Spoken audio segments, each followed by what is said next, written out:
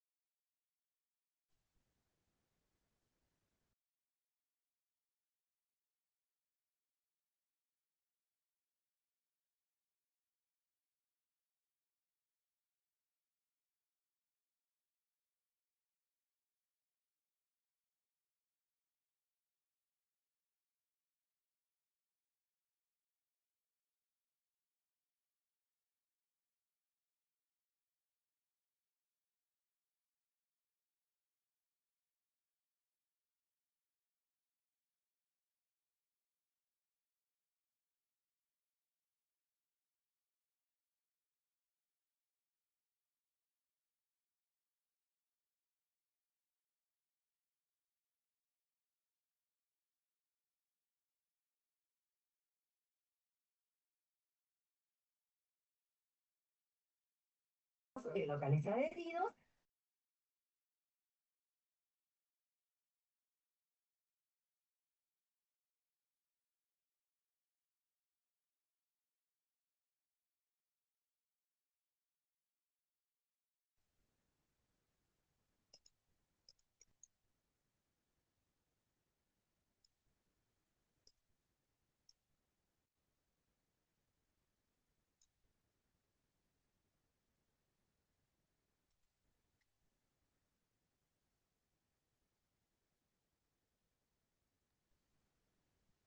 Hola, buenas tardes.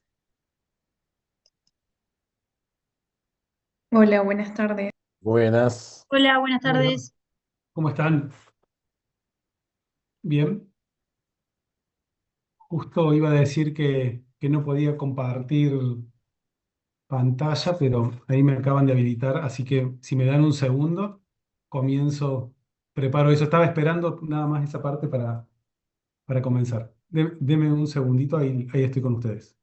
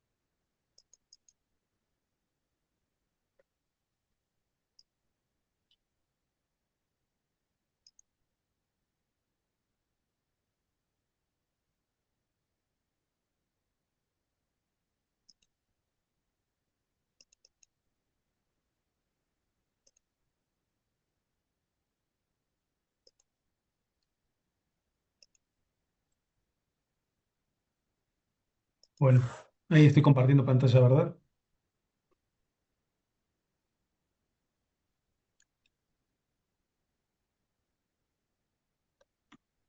Hola, sí. Sí, Bueno, estoy compartiendo, sí. Bueno, los saludo formalmente de nuevo. Buenas tardes a todos, a los que se han agregado recién. Vamos a tratar de darle un pequeño trabajo a lo que hicimos en la última clase. Esto es lo relativo a ver, esperen. Esto es lo relativo a la cuantificación del daño y a la aplicación de las fórmulas y a la aplicación de las fórmulas matemáticas. En concreto, voy a trabajar con dos fallos hoy. La idea va a ser trabajar con dos fallos a los fines de poder o tratar de sistematizar las diferencias en la clasificación que podemos hacer en el daño patrimonial o el contenido patrimonial. Les pido, como siempre, a todos los que puedan encender su cámara, bienvenido sea. Sé que no todos pueden, pero bueno, el que pueda hacerlo, desde ya muy agradecido.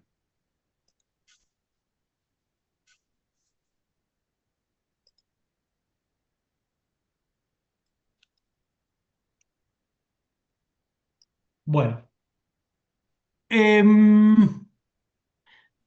este caso, Barrio Nuevo, Brenda Giselle contra Municipalidad de Córdoba, en cámara salió en el año 2018, pero es un accidente que ocurrió en el año 2013, con lo cual tenemos allí em, una demanda fundamentada en el Código de Vélez, ¿no? Es primera aclaración importante. Pero esta, esta jurisprudencia nos sirve para tratar de comprender la diferencia o tratar de entender la diferencia en la práctica entre lucro cesante e incapacidad vital, que como ya hemos hablado en alguna otra oportunidad, nos sucede que no siempre daría la sensación, o no es fácil, mejor dicho, no es fácil postular estos rubros y evitar a veces que se superpongan, que de alguna manera, en alguno de estos ámbitos, cuando pidamos lucro cesante o pedimos pérdida de chances o incapacidad vital, de alguna manera, de alguna manera, estos rubros puedan o no convivir pacíficamente, sino estar en una superposición y sostener que se está pidiendo de más en en estas cuestiones.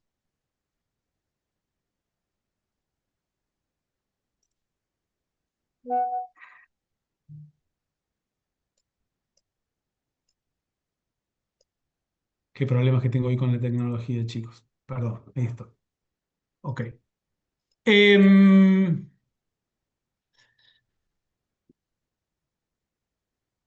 Como les decía recién, la idea es tratar de entender cómo conviven estos tres rubros, no es, o cómo distinguimos estos tres rubros si hacemos este planteo en nuestra demanda. Brenda Barrio Nuevo dice de 24 años, le cuento más o menos el caso, viajaba como acompañante en la moto que conducía su hermano, pasan por una calle con una elevación amorfa en el asfalto, entre 10 y 15 centímetros, sin señalizar. Importante dato, esta elevación era conocida por los vecinos porque ya había causado daños con anterioridad. La moto al pasar por allí pierde la verticalidad y el pie de Brenda se introduce en la rueda trasera. Le produce lesiones graves de miembro inferior, cirugía, rehabilitación, incapacidad, le determina una incapacidad física definitiva del 23,29%. Para los metas, ¿sí? Sí, porque está complicado el tema del tango pelado.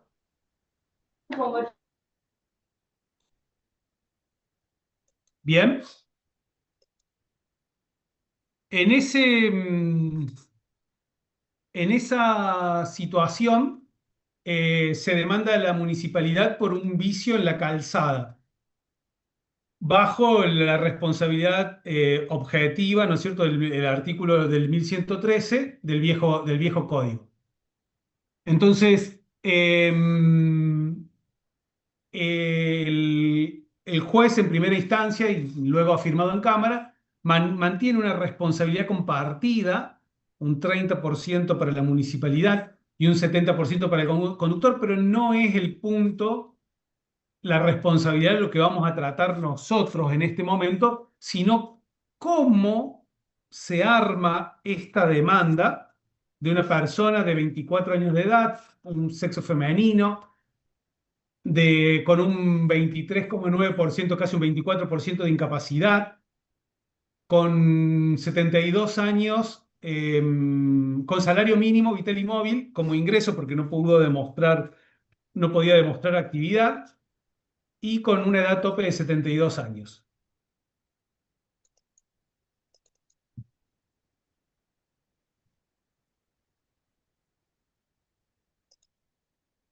¿Qué solicita? Gastos médicos, traslado, medicamentos, el daño emergente, lógico, en cualquier caso como el de cuestión. Un tratamiento fisioquinésico estimativo, pueden haber sido los presentes, los pasados, los futuros. Tratamiento psiquiátrico y psicológico que lo determine la pericial. Yo le pongo base de la prueba, pero es lo que determine luego la pericial. Lucro cesante pasado, desde el hecho hasta el momento de la sentencia, como ingresos perdidos. Y lucro cesante futuro, desde la sentencia para adelante. Pide una pérdida de chances también por una probabilidad frustrada, una incapacidad vital basada en una pérdida de la vida en relación, y el daño moral, que son estas afecciones espirituales que todos conocemos. La pregunta acá ¿es lo mismo lucro cesante, pérdida de chances o incapacidad vital? Mejor dicho, sabemos que no es lo mismo. ¿Indemnizan lo mismo? ¿O hay una diferencia ontológica? ¿Hay una diferencia clara? ¿Hay alguna forma que nosotros podemos distinguir este aspecto?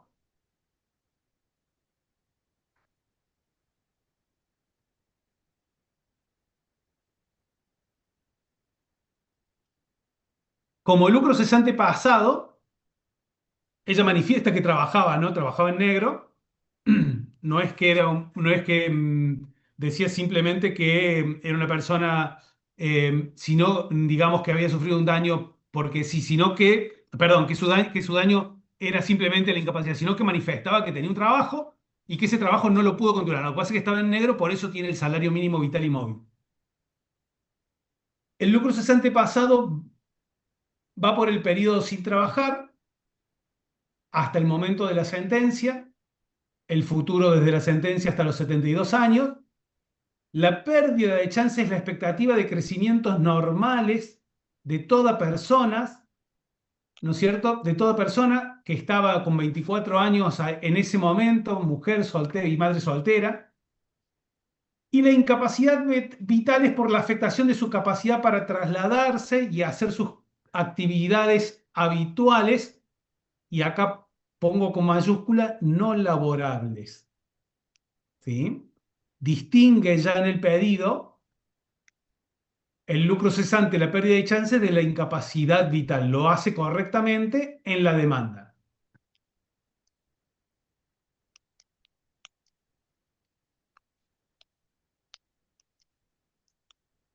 Hay varias Profe, preguntas. una pregunta. Sí, Fer. En el caso de que la persona hubiese estado trabajando de manera registrada, ¿la incapacidad vital también la podía reclamar? Porque esa incapacidad la pagaría al estar registrada la RT. Eh, la pagaría la RT en tanto y en cuanto sea un accidente laboral. Eh, o in itinere, digamos, pero también laboral. Estamos hablando de un siniestro, una persona que tenga RT puede accidentarse un fin de semana que no tenía nada que ver con su trabajo y la RT no le va a cubrir. O sea, no tiene, digamos, en este caso, creo que con el caso que estamos tratando no tiene, digamos, esa conexión. Acá lo que deberíamos preguntarnos, o lo que nos debemos tratar de entender, es qué indemniza cada uno de los rubros y cómo los tenemos que postular nosotros al momento de demandar. En este caso, basándose en la lógica velezana, plantea, ¿no es cierto?, este triple rubro desencadenado por una misma incapacidad. El problema es en su pie. Acuérdense, el pie metido en la rueda trasera y con ello una incapacidad de casi el 30%. Las consecuencias de ese daño, de esa incapacidad, son las que le traen la imposibilidad de seguir trabajando, por eso demanda el lucro cesante, una pérdida de chances porque manifiesta, ¿no es cierto?, que sus ingresos eran mínimos al momento, o los ingresos que pudo acreditar o se le tuvo la presuntiva, que es el salario mínimo vital y móvil, manifiesta que era normal y esperar que una persona adentrada, al pasar de los años, sus ingresos mejoren, por eso pide una pérdida de chances. Y la afectación como incapacidad vital es porque pierde su movilidad en cuanto a su capacidad de mover, de trasladarse y hacer lo que son estas actividades habituales no laborables. En Duto, ¿se acuerdan que hablamos de Duto, el fallo del 2008 del TCJ? En Duto, este fallo sigue esa línea, por más que haya sido dictaminado en el 2018 con el Código Nuevo, sigue la misma doctrina de Duto y corona, digamos, una clasificación, digamos, sostiene esta clasificación. Y está bueno verlo porque en Duto, por ejemplo, ¿por qué le pueden otorgar esta incapacidad vital? Que prácticamente no había sido solicitada quizás de la misma, en forma expresa de esta manera, pero en Duto entienden que esta persona pierde, que Duto pierde en su momento, ¿no es cierto? Al perder su pierna también pierde tiempo de vida. Tiempo para bañarse demora más, tiempo para salir, para tomar un colectivo, para hacer sus cosas, pierde tiempo de vida. Y ese tiempo de vida lo toman como con este principio de perder, ¿no es cierto?, que le afecta su capacidad vital. Quizás con pocas consecuencias o con consecuencias no probadas en la faz laboral, en la faz laborativa. Pero eso no implica que de alguna manera, bueno, en este caso, ya conociendo el fallo duto, plantean, ¿no es cierto? Plantean en esta cuestión esta de la afectación de su tiempo, de su capacidad para trasladarse, que termina demostrándose en eso, como una persona cuando tiene una lesión pierde tiempo de vida, digamos. Profe, ¿puedo hacer una consulta? Sí, En un caso similar en que un hombre, una mujer en realidad de 70 años, que se le engancha un saco en un taxi, a causa de eso se cae, se fractura la cadera y la muñeca. Ahí, para reclamar que no trabaja ni nada, pero quedó renga y no puede mover bien su mano. Para reclamar esta incapacidad vital, hay que citar el fallo duto, ¿no? ¿Y qué otro correcto, rubro encuadraría un daño moral? claro, Esos claro. dos, nada más. Eh, supongo supongo que esta persona es jubilada. Sí, jubilada con 70 años.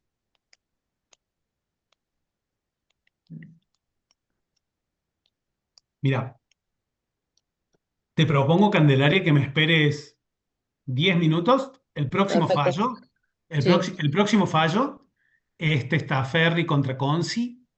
Es una causa que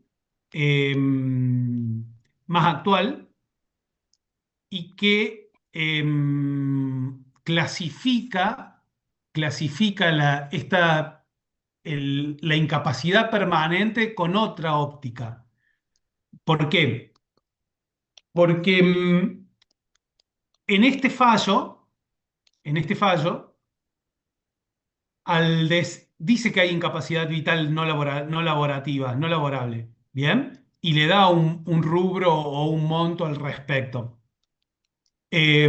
Pero en el fallo que viene, vamos a ver cómo unifica el criterio la Cámara, cómo unifica el criterio de estos tres rubros y termina otorgando una incapacidad o una indemnización más completa, más plena, sin disminuir a pérdida de chances estos rubros.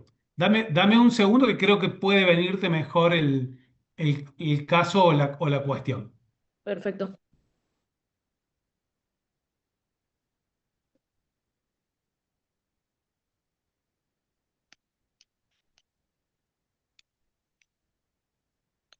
Bueno, entonces, qué dice la Cámara?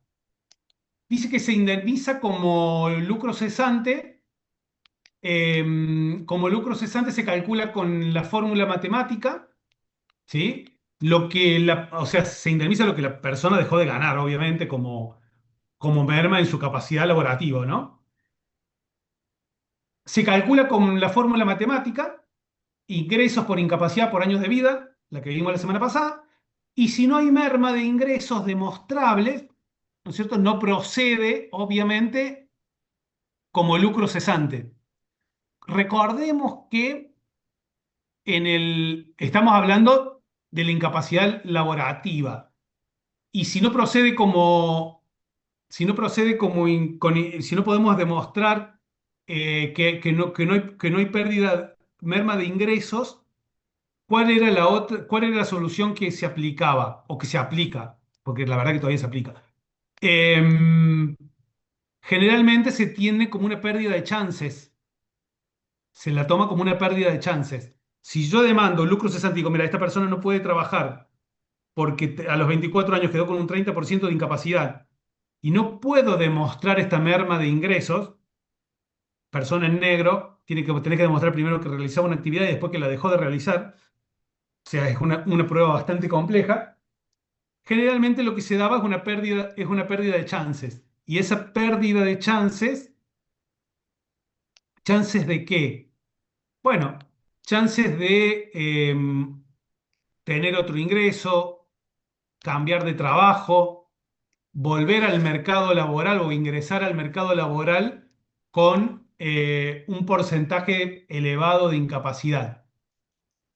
En cambio, la incapacidad vital se indemniza como rubro autónomo. Se proyecta sobre todas las actividades de la existencia, domésticas, recreativas, sociales, culturales, deportivas. Dice, se cuantifica y se cuantifica conforme el prudente arbitrio judicial.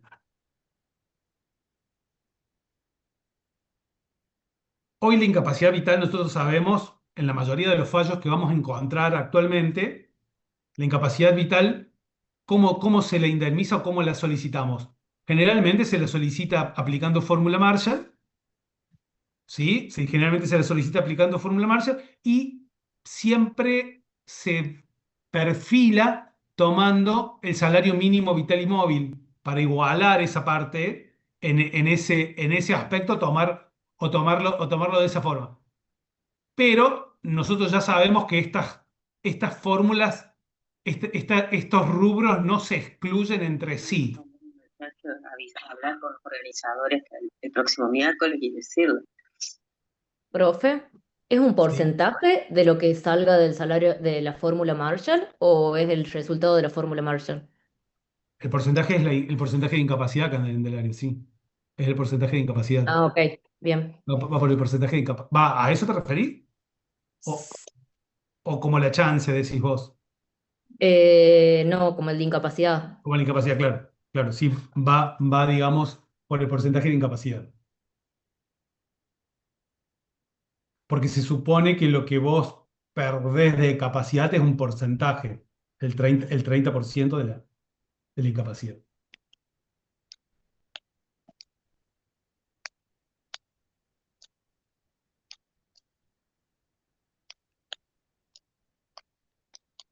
¿Qué pasó en este caso? A pesar de que le dieron un porcentual, condenaron, ¿no es cierto?, por lucro cesante y por incapacidad vital. Lo que no dieron es la pérdida de chances. ¿Por qué? No porque no pudiera ser acumulativa, sino porque no estaba aprobada, porque no pudo ser correctamente acreditada. Era una causa, imagino que habrá sido muy difícil lograr la certeza, demostrar con certeza que la persona trabajaba, luego no. Entonces ahí hay un gris y generalmente en ese gris lo solían dar o lo suelen dar como una pérdida de chance. Pero bueno, acá dieron, dieron estos dos rubros.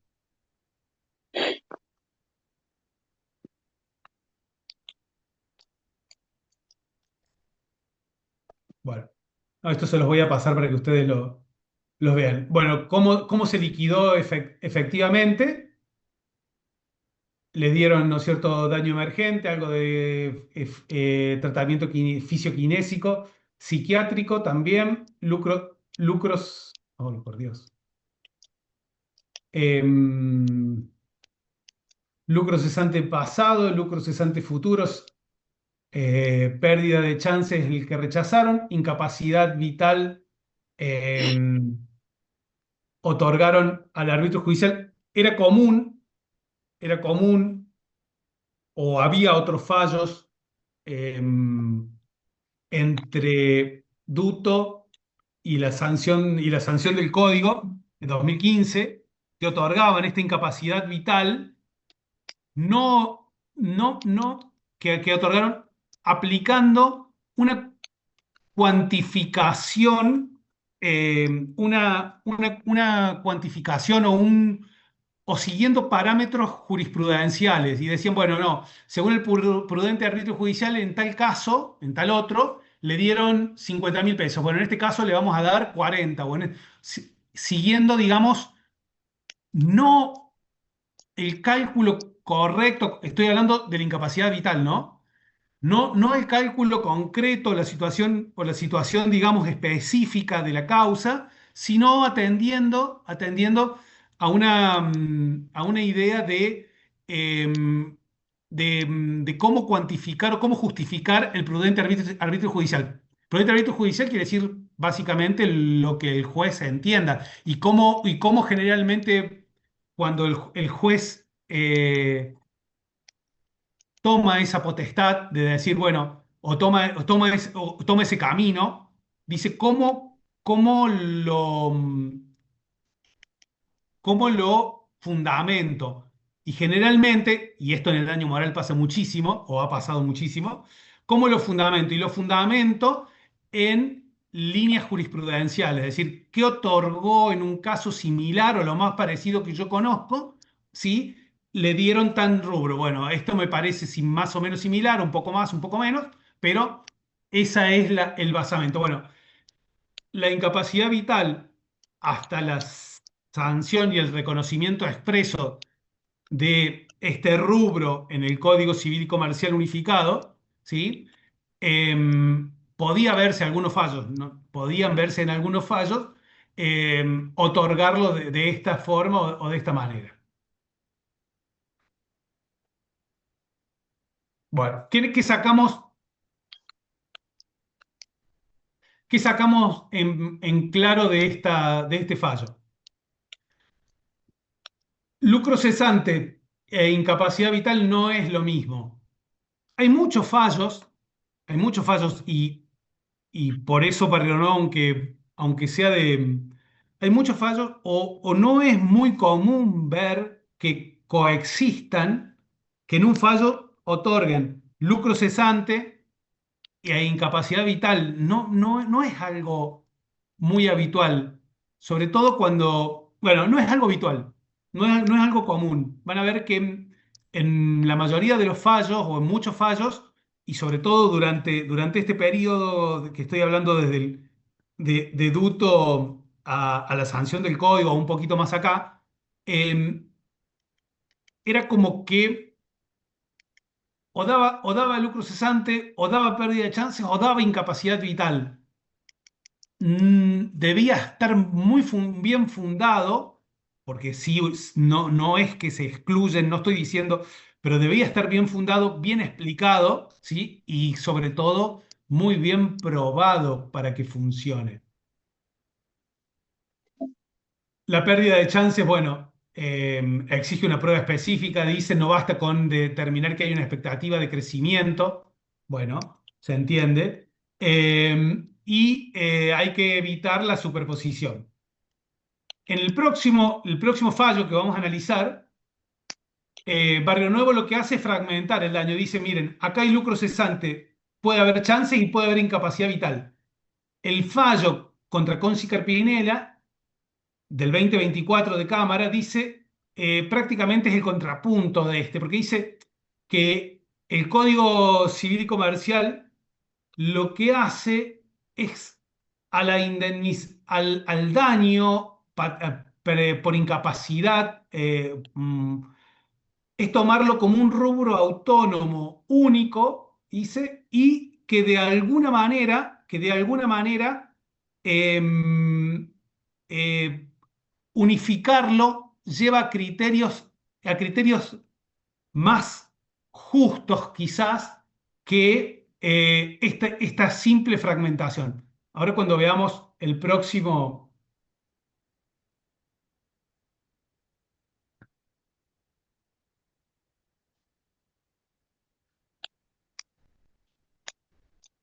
fallo, lo vamos a poder quizás ver mejor. ¿Parela Filmina? ¿Parela? ¿Sí? Sí, se dejó Bueno, de compartir. perdón. Un segundo.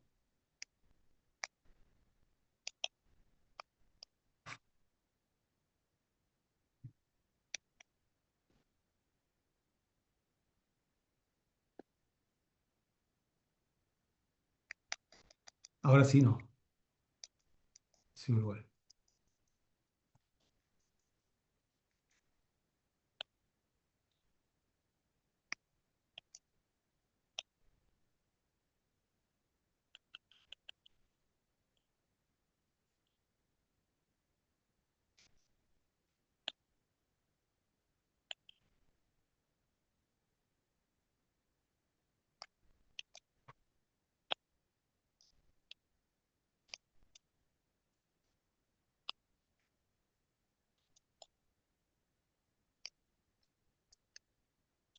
Ok.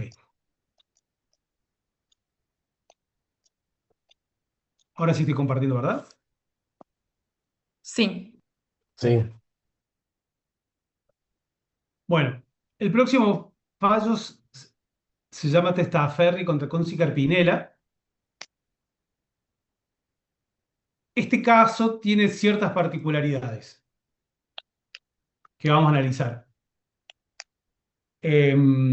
Cambian muchos de los parámetros que nosotros tomamos al momento de hacer nuestros cálculos, ¿sí? Como la edad tope, es el fallo que les comenté la clase pasada que utiliza la fórmula Méndez, ¿sí? Es el fallo que, eh, y en el caso en particular, es el que determina el tema el que aborda la incapacidad vital desde otra perspectiva. Em, Se trata de una abogada que trabaja en el Poder Judicial de 40 años, que va al Instituto Conci Carpinella a hacerse una mamografía. Durante el estudio, el mamógrafo que parece que venía fallando ejerce una compresión excesiva y la paciente sufre, ¿no es cierto?, un síncope y pierde el conocimiento. Se cae desde esa altura y se fractura el occipital izquierdo. Este golpe le produce, ¿no es cierto?, cefaleas, vértigos, pérdida de olfato, hipoacusia, déficit de memoria y concentración, intolerancia a ruidos y trastorno por estrés postraumático.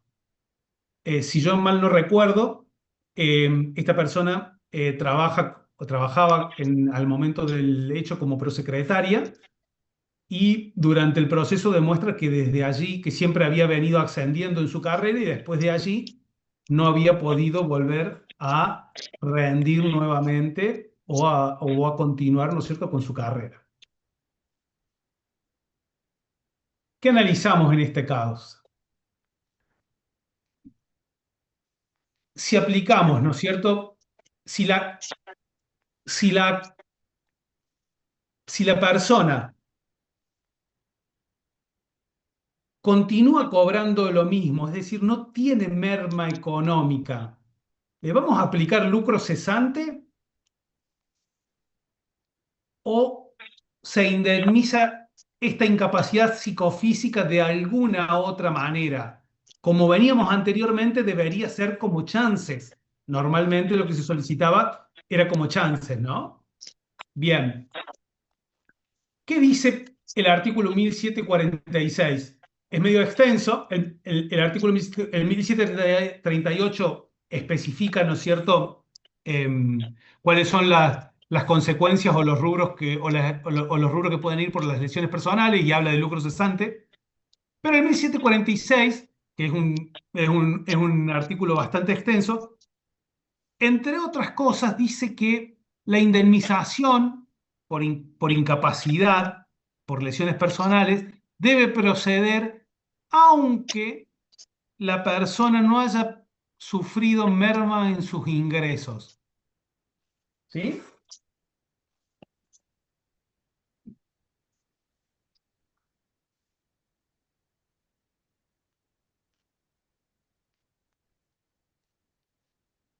Esta indemnización procede aún cuando... No. En el supuesto de incapacidad permanente se debe indemnizar el daño aunque el damnificado continúe ejerciendo una tarea remunerada. Este artículo, o esta parte del artículo 1746, da la idea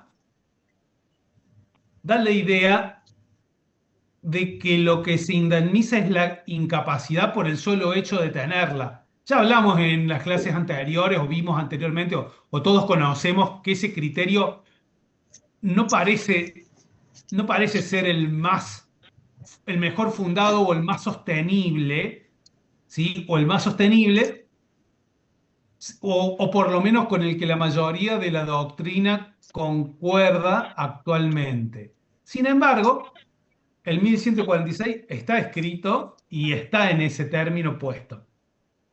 También nos cambia otro parámetro. ¿Cómo calculamos la capacidad restante?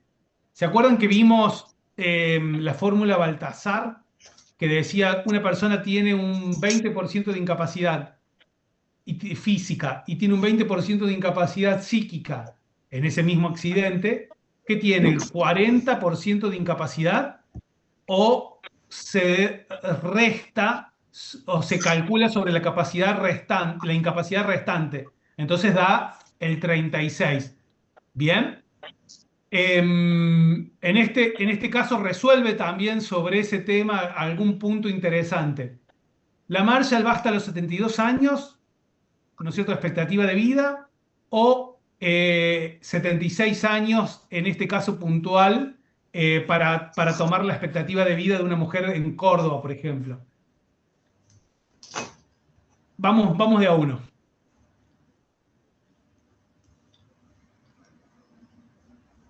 Esta abogada entró en los 40 años en el Poder Judicial. Entró, ¿no es cierto?, como administrativa en el 2015. En el 2017 gana un concurso para prosecretaria. En el 2017, 5 meses antes del hecho, perdón, gana el concurso para prosecretaria letrada. En el 2017 sufre el hecho dañoso. Posteriormente al hecho dañoso asume como prosecretaria. Al 2023, fecha de la sentencia, sigue siendo prosecretaria, mismo cargo, sin merma de sueldo. Y en el expediente tiene acreditado un 40% de disminución de su capacidad física y psíquica. Demandó como lucro cesante, pidiendo la fórmula Méndez, la suma histórica de 10 millones de pesos, más pérdida de chances e interferencia del proyecto de vida por 2 millones de pesos. ¿Procede el lucro cesante acá? ¿Qué opinan ustedes?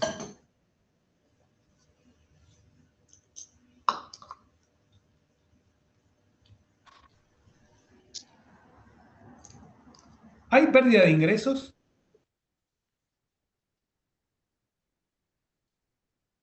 Habíamos visto habíamos visto que el lucro cesante debía ir de la mano o debía ir necesariamente de la mano con la pérdida de ingresos. ¿Puede ser lucro cesante futuro con respecto a la pérdida o sería pérdida de chance? Claro, si nos planteamos digamos, lo que va a venir como una contingencia, estamos hablando de una pérdida de chances. De hecho, el juez de primera instancia así lo entendió, ¿no? No le da lucro cesante, le da pérdida de chance.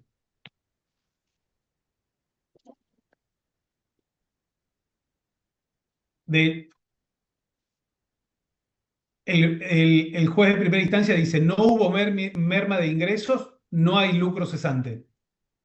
Entonces, reconduce el rubro lucro cesante, lo lleva a pérdida de chances. ¿Se acuerdan que nosotros vimos que el TCJ decía, bueno, mientras uno no importa el rótulo que le ponga al daño, el juez, por el principio, el juez puede, ¿no es cierto?, recaratular o adecuar correctamente, o reconducir es la palabra, el rubro correctamente mientras esté correctamente postulado el daño y sus consecuencias.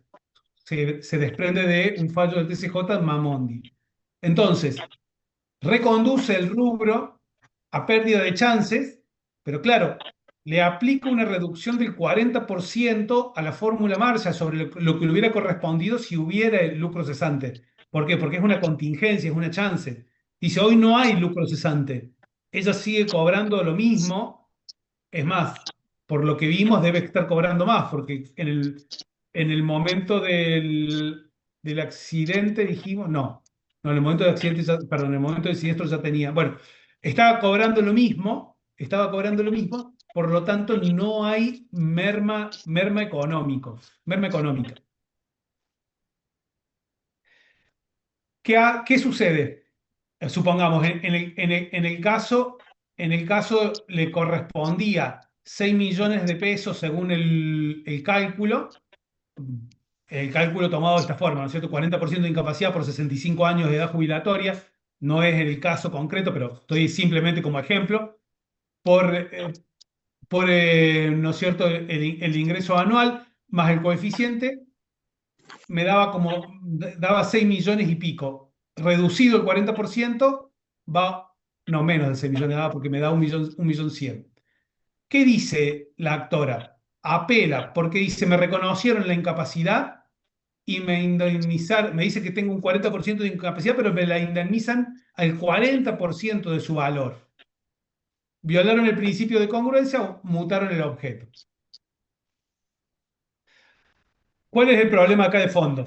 Lo que decíamos, bajo el código de Vélez, la jurisprudencia llamó pérdida de chances a un daño que el Código Civil y Comercial de la Nación ya habla o ya nombra como incapacidad psicofísica permanente. Esta práctica sobrevivió al cambio normativo, pero no lo estoy diciendo yo, lo está diciendo la Cámara. ¿Sí? Lo está diciendo la Cámara.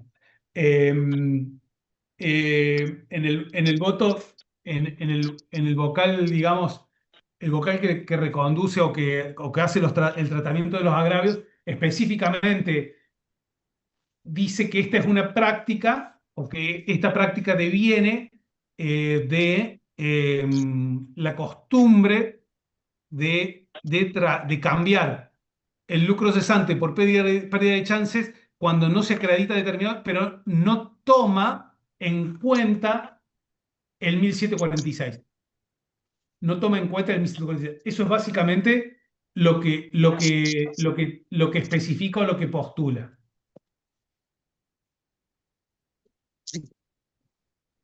Profe, y ahí la prueba de la pérdida de chance, ¿cuál fue? En este caso, nos estamos parando, Fernanda, en lo siguiente. Ella pidió lucro cesante. El lucro cesante, el juez de primera instancia le dice no hay lucro cesante. En consecuencia, le da una pérdida de chances, ¿sí? Basado en esta incapacidad y la probabilidad que tenía y la probabilidad que tenía esta incapacidad en afectarla a futuro en su crecimiento laboral. ¿Sí? Sí, pero por la incapacidad misma del 1746 que usted nombró. En realidad, así termina el caso, Fernanda, como vos lo planteás. El punto es que en este momento que estamos parados, porque pérdida de chances se habla solamente en esta instancia, en Cámara ya no habla de pérdida de chances.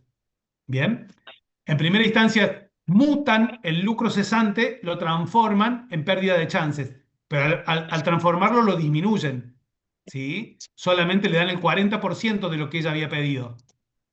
Entonces, en esa situación, indemnizan una probabilidad. ¿Cuál es la probabilidad? La probabilidad de que a futuro o a posteriori no, no progrese correctamente o le impida progresar en su carrera.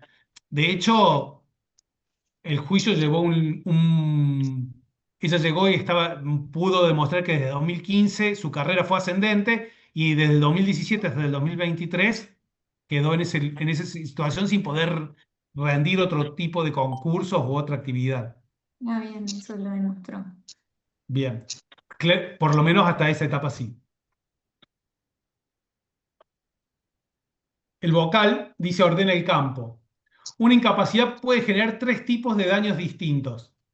Lucro cesante, un beneficio esperado económico, según una probabilidad objetiva que dejó de percibir. Esto requiere acreditar la pérdida concreta de ingresos. La pérdida de chance es la oportunidad concreta de mejora patrimonial frustrada, ¿sí? Acá hay que demostrar esta conexión entre la chance, ¿no es cierto?, y la causa, y una incapacidad permanente que se trasunta en una disminución de la aptitud para realizar actividades económicas, productivas o económicamente valorables.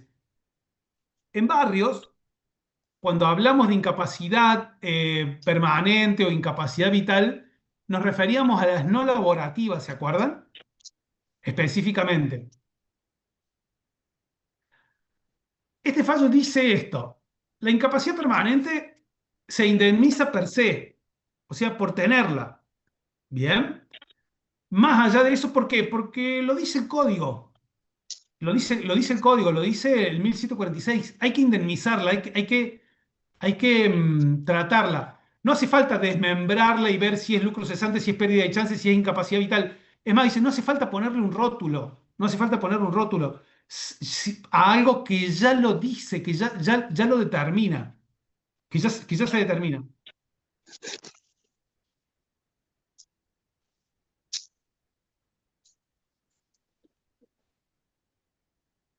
A ver, dijimos que el fallo Barrio Nuevo, ¿no es cierto?, fundado en esta arquitectura velezana, tenía dos casilleros nomás para poner.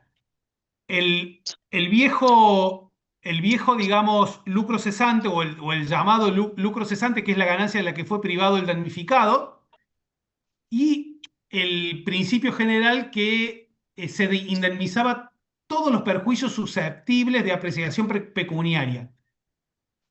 Como con ese esquema del Código de Vélez no se alcanzaba a capturar efectivamente el daño que sufría una persona más allá de la esfera patrimonial, Duto trajo que esta idea de que esta doctrina del TCJ del 2018, que la incapacidad física tiene dos rostros, decía. Uno laborativo y otro vital. Y separa, ¿no es cierto?, uno cuando afecta sus ingresos y otro cuando afecta al resto de la existencia de la persona. Tareas domésticas, recreativas, sociales, culturales, etcétera, etcétera. Por eso la Cámara fragmentó en 3 rubros distintos este fallo. ¿Bien? Y nos habla de lucro cesante pasado y futuro para la faceta laboral y pérdida de chances, la oportunidad concreta de pérdida, si la probaba, obviamente, que en el caso no fue. E incapacidad vital para las facetas no laborables. Los cuantifica por métodos distintos. Dice, bueno, para uno le voy a aplicar la fórmula Marshall, para el otro le voy a aplicar la prudencia judicial o un rubro concreto. En este caso, en este fallo, Conci Carpinella, contra Conci Carpinella, básicamente el vocal dice que el 1746 ya prevé directamente que la indemnización por incapacidad permanente está establecida en ese artículo. No hace falta reconducir nada, no hace falta inventar el rótulo dice incapacidad vital, no hace falta meter el daño en un casillero ajeno. Entonces, distingue 3 tipos de daños ontológicamente diferentes que una lesión puede producir: el lucro cesante, la pérdida de chances, que como la conocemos, y la indemnización por incapacidad permanente, que no es lucro cesante, no es pérdida de chance, pero es la disminución de la aptitud del damnificado para realizar actividades productivas o económicamente valorables.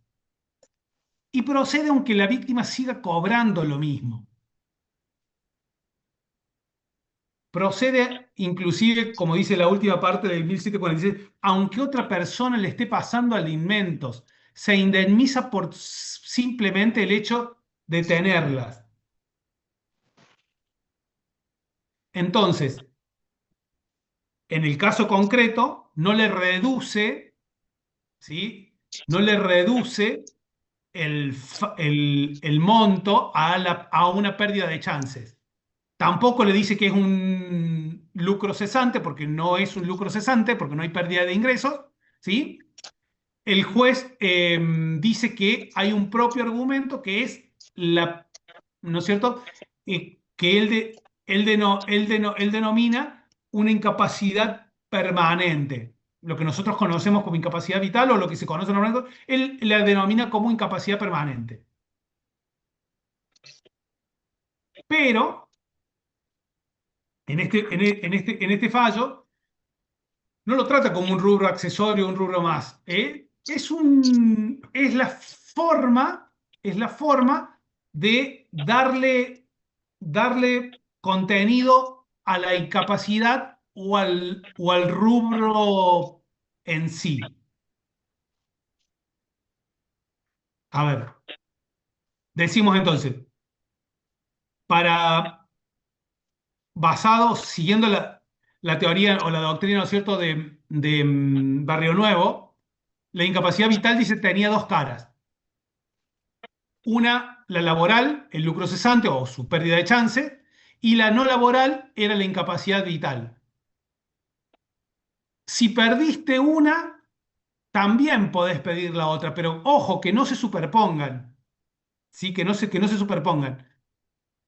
Es más común de lo que parece, pero, pero, pero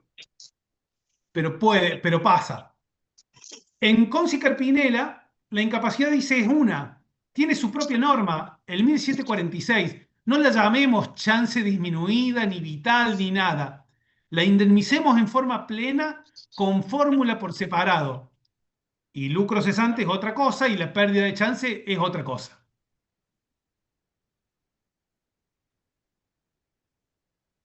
Básicamente de eso trata el fallo. Luego cambia otro parámetro. La incapacidad médica, la incapacidad física de una persona, en este caso del 20%. La incapacidad psicológica también está determinada en un 20%. Si nosotros aplicamos la fórmula de la incapacidad residual, la fórmula Baltasar, lo que hacemos al calcular es, le restamos el 20% de la física, nos queda el 80%, y de ese 80% le calculamos el 20%, tenemos un 16%. Sumamos los 20 de la incapacidad física más los 16 de la incapacidad psíquica o psicológica, y tenemos un 36%. Los mareé no, porque ya lo vimos a esto, ¿no? Más o menos. Sí, se entiende, eso está Vamos. claro. Bien, ok. En este caso dice no, acá hay un único hecho dañoso, la actora no tenía incapacidades previas, el juez de grado aplicó la fórmula de Baltasar de capacidad residual, pero esas funcionan solamente cuando son dos siniestros distintos, cuando uno ya trae una incapacidad. ¿Sí? Cuando uno ya viene con una incapacidad, lo que utiliza es la fórmula de la incapacidad residual. Acá perfectamente se pueden sumar y le aplica el 40%. No sé bien cuánto cambia la indemnización, si cambia mucho entre un 36 o un 40%, pero sin lugar a dudas debe haber alguna diferencia.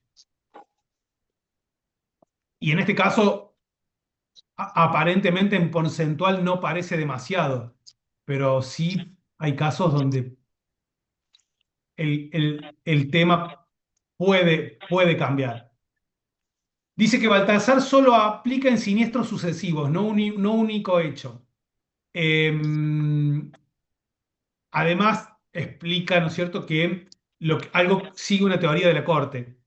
El baremo no es o los baremos de la ley de riesgo de trabajo, que son los que aplican generalmente los jueces para utilizar, para calcular hoy o los peritos que toman para calcular las indemnizaciones, no son vinculantes para el juez, ¿sí? Es una guía y lo que en civil se persigue, y lo que en civil se persigue es una reparación plena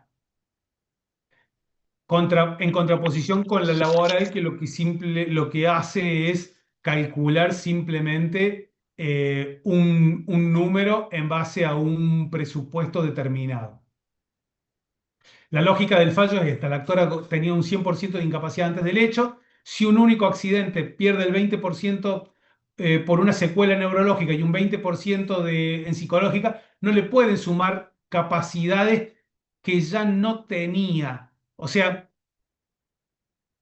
ella sigue teniendo, sigue teniendo, si pierde el 40%, el 60%, no le pueden sumar capacidades que ya no tiene. Dice, ¿por qué le indemnizan solo el 36 restante si no tiene más capacidad? Bueno, el baremo no es una guía, dice, no manda. Claro, el problema de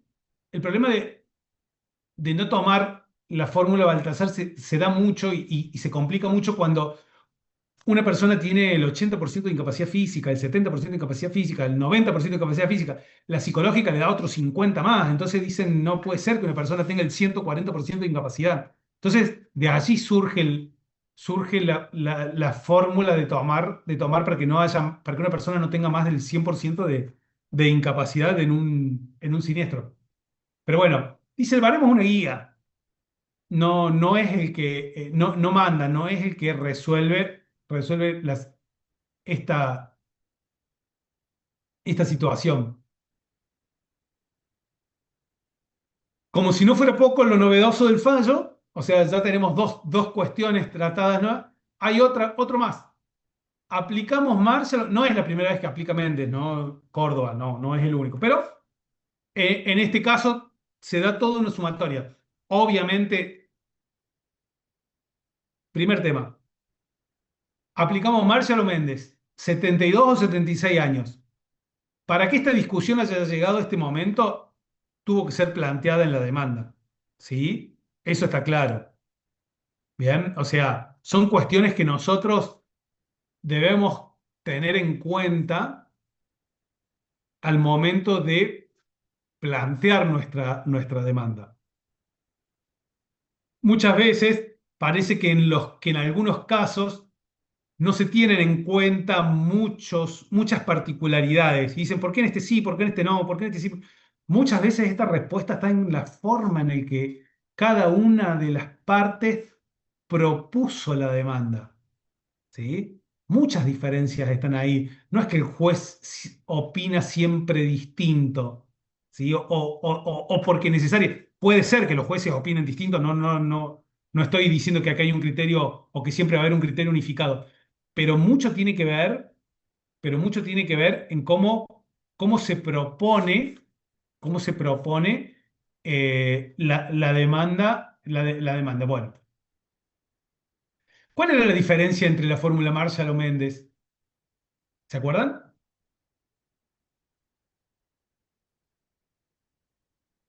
La fórmula Méndez era un agregado. Le agregaba, es la fórmula Marshall base, ¿sí? Es la fórmula Marshall base, pero le agrega un componente etario, ¿sí? Divide 60 por los años de la persona y ese coeficiente lo multiplica en el ingreso, en los ingresos anuales. Entonces, mientras la persona más lejos esté de los 60 años, el coeficiente va a ser mayor y el periodo y el resarcimiento, por ende, va a crecer exponencialmente. Mientras más cerca esté de los 60 años, ¿sí? Mientras más cerca esté de los 60 años o supere esos 60 años, el coeficiente no va a existir. Y al no existir este coeficiente, prácticamente se toma una foto de su ingreso. De la otra forma, en la fórmula Méndez puede entenderse que existe una una, mm, una calificación de, de cómo, de cómo puede progresar a lo largo del tiempo el ingreso de una persona por diferentes motivos. Tiene la contra que da por sentado eso, que y también que la persona siempre crece. La fórmula Aciarri,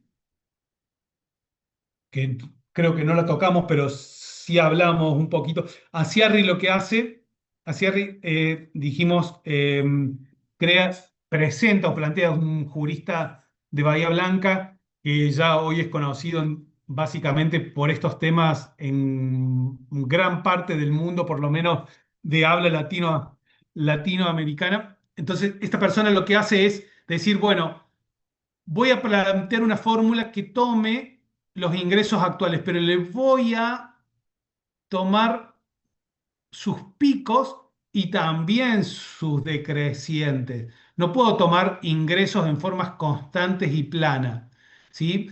Yo digo una persona, supongamos, en este caso concreto, la persona a los 20 años de edad, se supone que en su carrera iba a ser ascendente, a los 55, 60, empieza un pico hasta los 72, 70, bueno, se supone, o puede postularse de esta forma. La fórmula Méndez toma como cierto el hecho de que todas las personas van a progresar en estas actividades, laborales hasta los 60 años.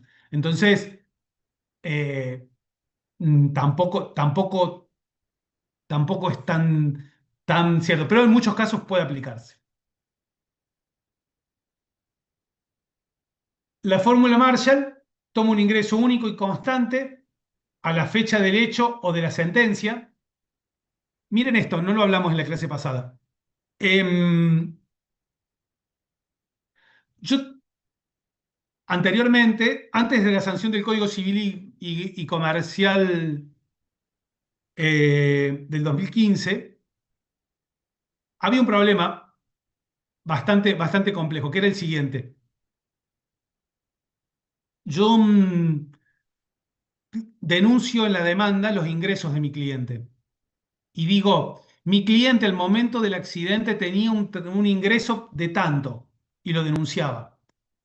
Es lógico que ese sea el momento para determinar el ingreso de la persona. ¿Por qué? Porque en ese momento la persona tenía el 100% de su capacidad. Todo lo que viene después lo hace con un 90, con un 80, con un 70, con un 60% de su capacidad.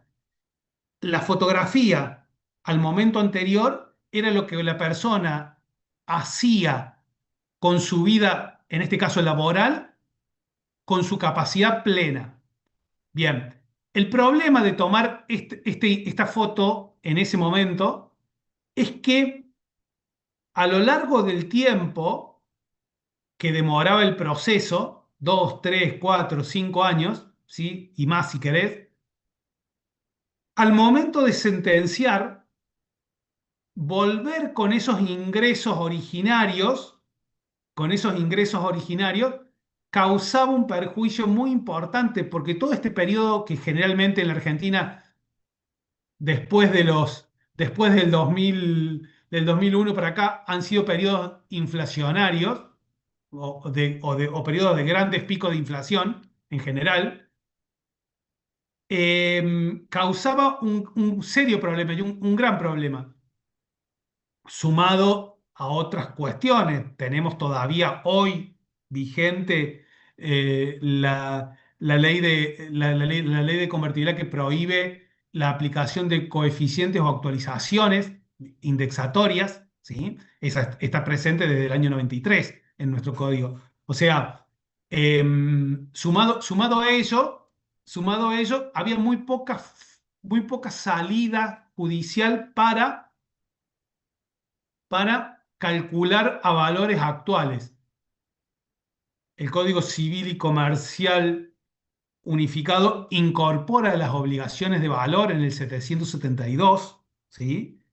y esa es la llave. Si bien se hablaba, siempre doctrinariamente se habló de obligaciones de valor y se hacía esta distinción, pero era justamente una distinción para tratar, antes del código, ¿no? Justamente era una distinción para tratar de escapar al corset que impone, al corset que impone, ¿no es cierto?, la prohibición de indexar. Las obligaciones de valor lo que hacen es permitirnos traer a valores actuales, ¿sí? Traer a valores actuales una obligación generada en otro momento. La puedo traer al presente. Los daños y perjuicios son esencialmente una obligación de valor, ¿sí? Porque yo lo que estoy pidiendo es que me reparen determinadas consecuencias y esas consecuencias son digamos, las mismas en ese momento y en la actualidad. No pueden sufrir la depreciación pecuniaria, por ejemplo, por la inflación. Y en este caso, lo que hacemos, o lo que empieza a hacer la jurisprudencia y el TCJ a la cabeza es actualizar al momento de la sentencia estos valores. Lo hace de oficio en muchos casos cuando se pide el salario mínimo vital y móvil.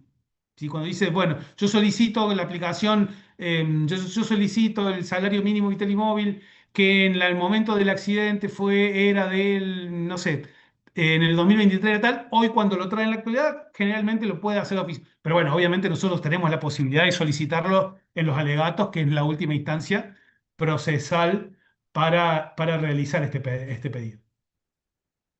Bueno. Entonces, decimos que la fórmula Marshall toma un ingreso único y constante y lo proyecta durante toda la vida útil. Dice que Méndez corrige este ingreso, ¿no es cierto? Corrige el ingreso por la edad, porque multiplica por este factor etario que yo les había comentado.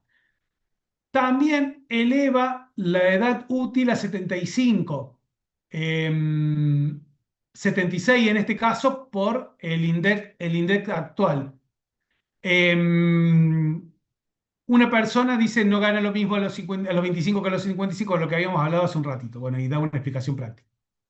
Marshall congela, Méndez proyecta. Cuando nosotros tengamos un caso a futuro con una persona joven, deberíamos pensar quizás en esta forma de cuantificar o de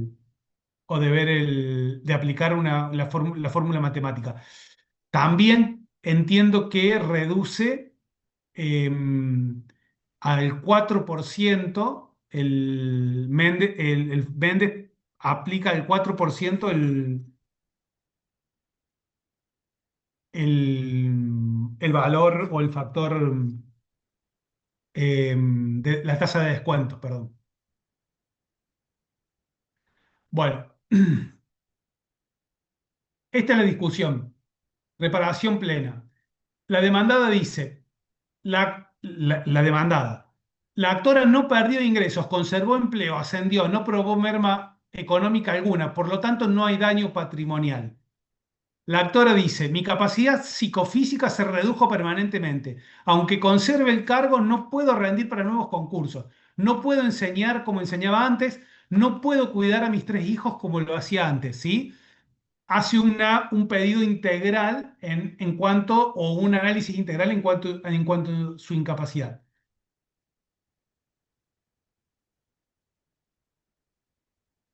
Acuérdense, el 1740 nos dice restituir al estado anterior. ¿Cómo se restituye una persona que sufre una incapacidad del 40% patrimonialmente? Bueno, ninguna de las fórmulas o la aplicación de la fórmula van a ser exactas, completas, o va a dar un significado a la pérdida, ¿no es cierto?, de la capacidad,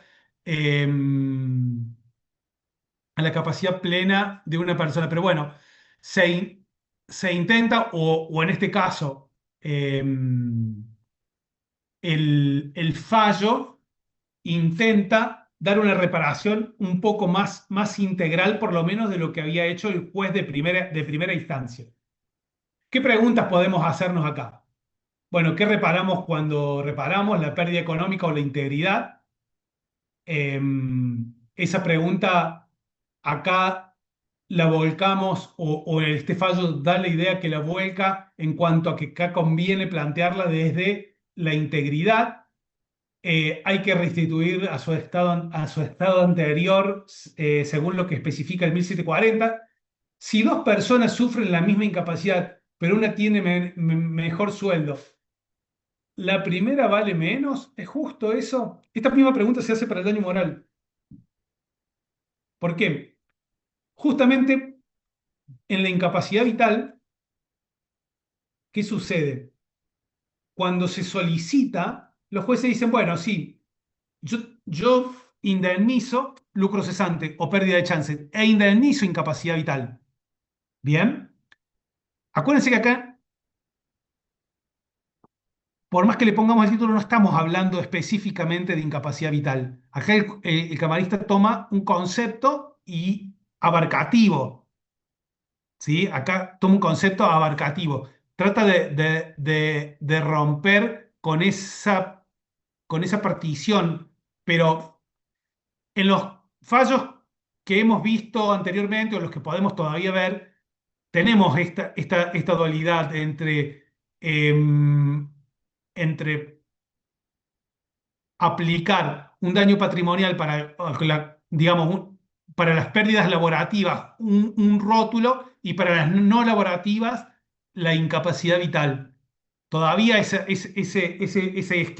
esquema creo que subsiste, más allá de que este fallo de Cámara hable de otra manera, pero podemos ver que en la jurisprudencia esta tendencia todavía continúa y mucho. De hecho, esta es la excepción. Si dos personas tienen la misma incapacidad, pero una tiene mejor sueldo, ¿la primera vale menos? Es injusto. ¿Por qué? Porque en ese esquema, la incapacidad vital, ¿cómo la indemniza el juez? Dice, yo voy a determinar una incapacidad vital, no me importa cuál es su ingreso concreto. La incapacidad la voy a calcular según el salario mínimo vital y móvil. ¿Por qué? Porque ese aspecto es igual para todas las personas. En ese aspecto, digamos, de un contenido, sacándole el contenido laboral. Para el laboral ya hay otra cosa, estará el lucro cesante, la pérdida de chance, lo que fuera. La vital va por este otro camino. ¿Qué dicen los fallos Aquino, Ontiveros y Gripos, fallos de la Corte Suprema sobre esto? Aquino es muy viejo, allá por 2008, 2009, si no me equivoco, ¿sí? Ontiveros y Gripos. Ellos hablan, ya creo que en algún momento lo hemos tratado en este caso, hablan sobre la incapacidad que la persona sufre debe ser necesariamente la incapacidad civil, la reparación civil, perdón, la reparación civil de una incapacidad debe necesariamente debe ser acorde con los principios generales o de la reparación plena. Por consiguiente, no puede ser menor a la proyección, que nos da o a la reparación que nos propone la ley de riesgo del trabajo. ¿Sí? Esto tiene muchas consecuencias prácticas si se impone o si se logra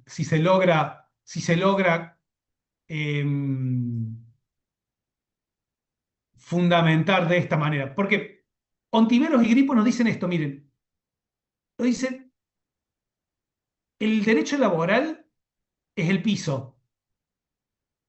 De ahí para adelante, desde allí para arriba, debe ser motivo de prueba y las consecuencias que las partes puedan acreditar en el caso, pero nunca menos de lo que da el caso o la cuestión la cuestión laboral. No tengo bien claro hoy cuánto está el punto laboral por incapacidad en este tema, pero imaginemos esto.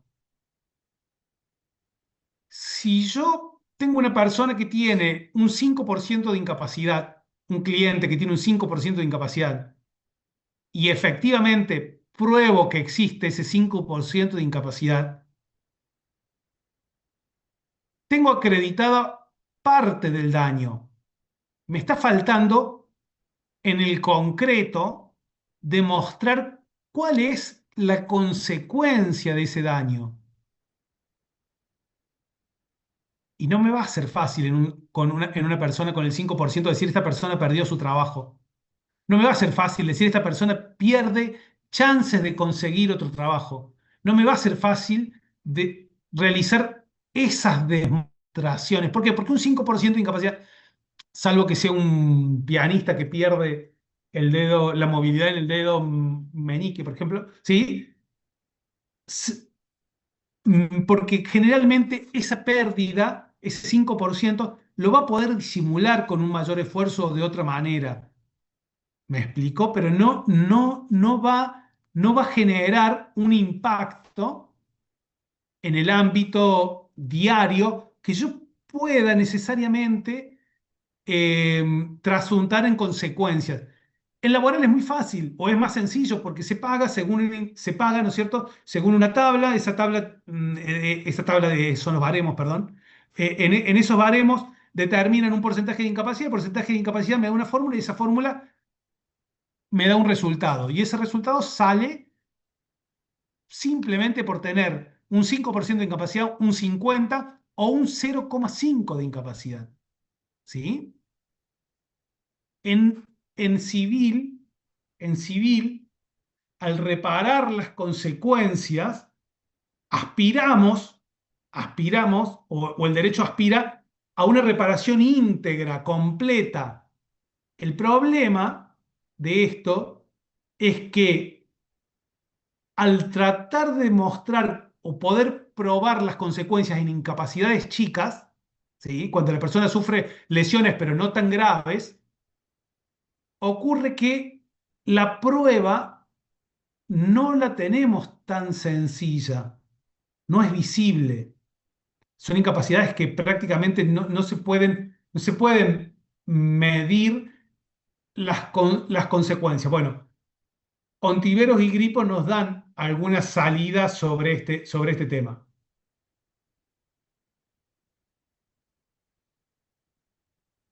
La Cámara dice que la integridad psicofísica no tenga un valor de mercado, no quiere decir que no tenga valor. Esta era la pregunta, esta respondía, ¿no es cierto?, a la pregunta anterior.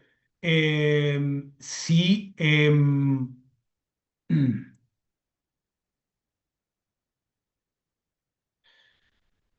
si dos personas sufren una misma incapacidad, si tienen cómo restituir el estado anterior, básicamente lo que nos dicen es que la integridad psicofísica no tenga un valor de mercado, no quiere decir que no tenga un valor y que no haya forma de resarcirla. Conjugando, conjugando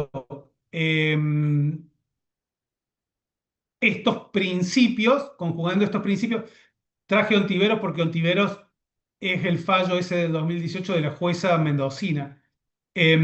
Conjugando estos principios nos dan como resultado una indemnización por incapacidad psicofísica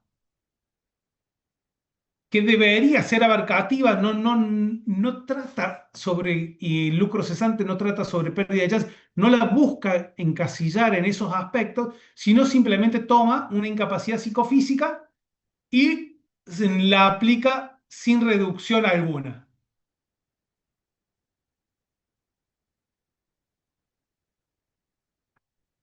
Entonces, ¿qué nos enseña el fallo? Que la incapacidad permanente es un rubro autónomo, no es lucro cesante, no es pérdida de chance, no es daño per se, que se puede hacer una sumatoria legal, lineal, digo, salvo que sean siniestros sucesivos o que haya una gran incapacidad. Claro, porque la gran incapacidad nos va a llevar a más del 100% no va a llevar a más del 100% de sumar la incapacidad física más la psíquica, nos va a dar una incapacidad de más del 100%.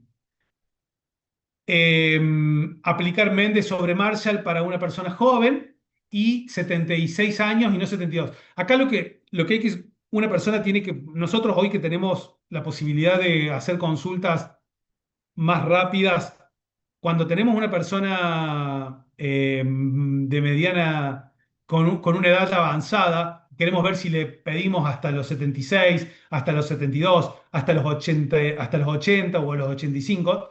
Lo primero que tenemos que consultar es la expectativa de vida de esa persona. ¿Sí? Según el INDEC, una persona de hoy 70 años en Córdoba, jubilada, ponemos las características particulares de la persona y vemos cuál es la expectativa de vida de esa persona concreta. ¿Sí? Porque el promedio de vida siempre baja.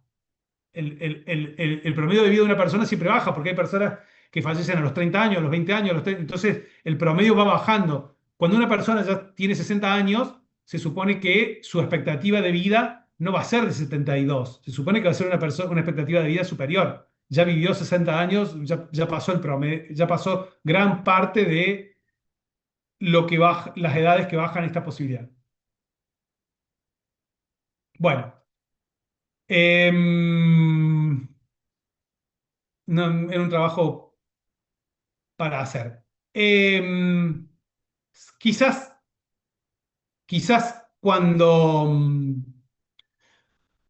veamos en la próxima clase el daño moral,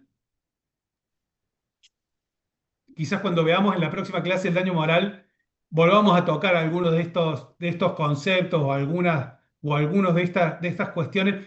Vamos a ver varias veces o en forma repetida que hay muchos criterios para cuantificar el daño moral, a pesar de que la ley nos diga algo determinado, o a pesar que la ley nos diga este es el camino, pero hay muchos criterios subyacentes.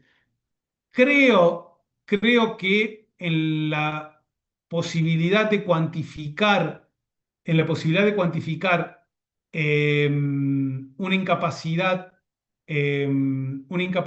por accidente, una pérdida de la capacidad de una persona, también existen varios criterios subyacentes.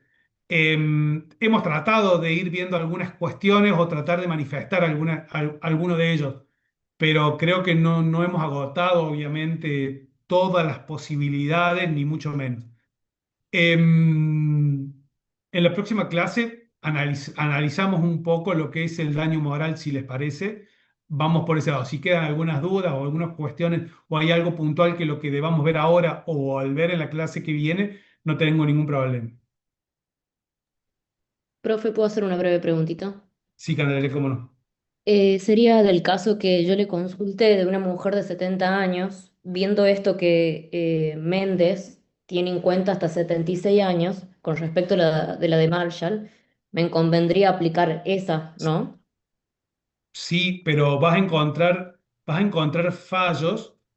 eh, si yo no me equivoco, el último dato que tengo de la expectativa de vida de una mujer creo que es 78, si no me equivoco. Bien, El último que he encontrado. Pero inclusive si haces esta consulta puntual de una persona de 70 años con ciertas características, si te fijas, el INDEC seguramente te va a dar para Córdoba, si es Córdoba, sí, concretamente cuál es la expectativa de vida de esa persona y va a superar seguramente los 76 años.